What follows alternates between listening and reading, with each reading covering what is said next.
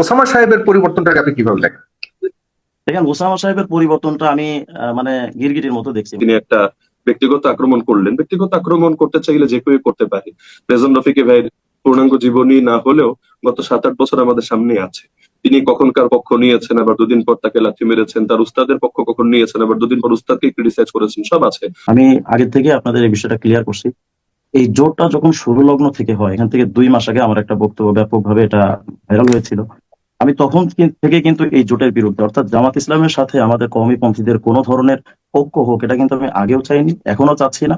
প্রথমত বিষয় হলো যে জামাত ইসলামকে আমরা তো ইসলামিক দল মনে করি না। এটার মূল কারণের মধ্যে এটা অন্যতম। সেটা হলো যে জামাত ইসলাম কখনো আল্লাহ পাকের বিধান বা হুকুমত ইসলামী কায়েম করার জন্য তাদের আসলে তাদের সাংবিধানিক ভাবে তাদের সংবিধানটা যদি আপনি পড়েন, তো সংবিধানও দেখবেন যে তারা আল্লাহ দিন কায়েমের জন্য তারা বলে না, তারা কিন্তু আসলে মানব রচিত তন্ত্রের কথাই বলে। আমি বিষয়টা আরেকটু ক্লিয়ার বলি। আহ আমাদের আকাবির আসলাফ যারা, তারা সবসময় বলে আসছেন জামাত ইসলাম এবং আমাদের ইসলাম কখনো এক নয়। তাহলে আজকে এই যে মৌলানা মওদুদীকে অস্বীকার করা হচ্ছে জামাত ইসলামের ভিতরে ঢুকে, এটা কেমন জানি সন্তান হয়ে বাপকে অস্বীকার করার মতো।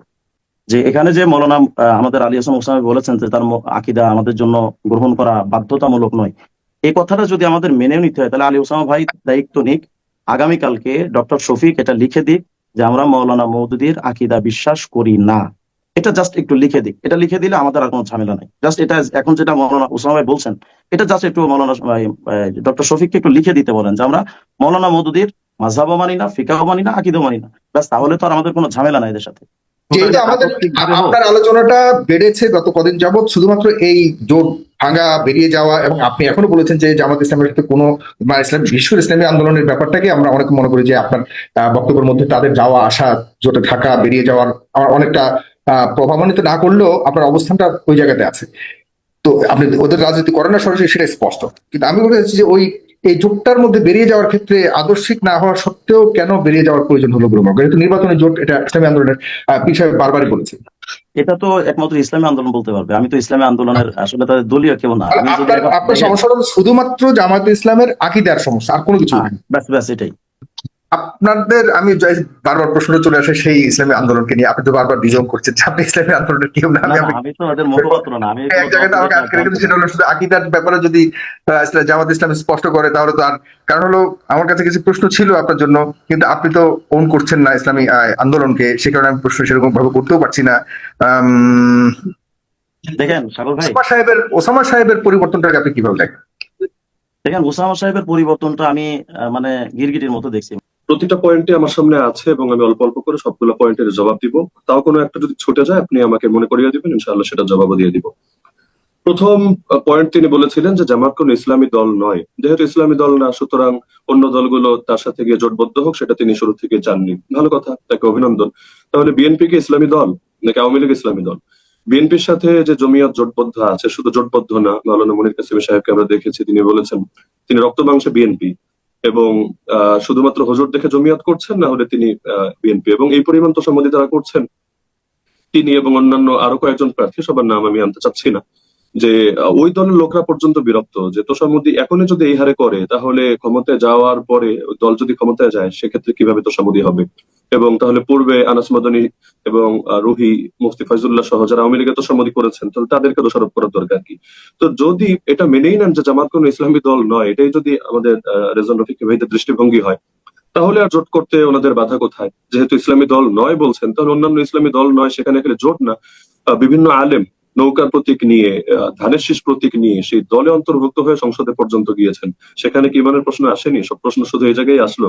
বিষয়টা আসলে বেশ ইন্টারেস্টিং। দ্বিতীয় বিষয় হলো, তিনি 8টা পয়েন্ট দেখিয়েছেন যে তার মূল বিষয় ছিল যে মওদুদী ও জামাত এক ও অভিন্ন, এবং যারা এগুলো দিয়ে তিনি বোঝাতে চেয়েছেন যারা জামাত ইসলামী করে সকলে আকীদায় এবং ফিকহি মাযহাবে তারা মওদুদীকে মানতে বাধ্য, এটা বুঝিয়েছেন।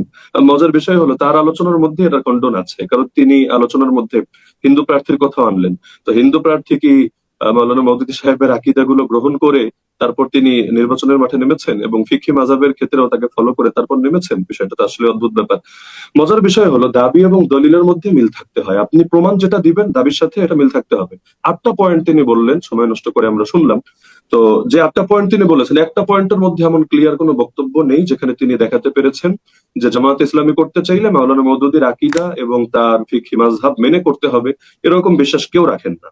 তো তার 8টা প্রমাণের একটার মধ্যেও আমরা দাবির সাথে দলিলের মিল পেলাম না। তিনি দেখাতে চেয়েছেন যে মওদুদি এবং জামাত অভিন্ন বা এক, এরকম কিছু বাক্য আনতে চেয়েছেন।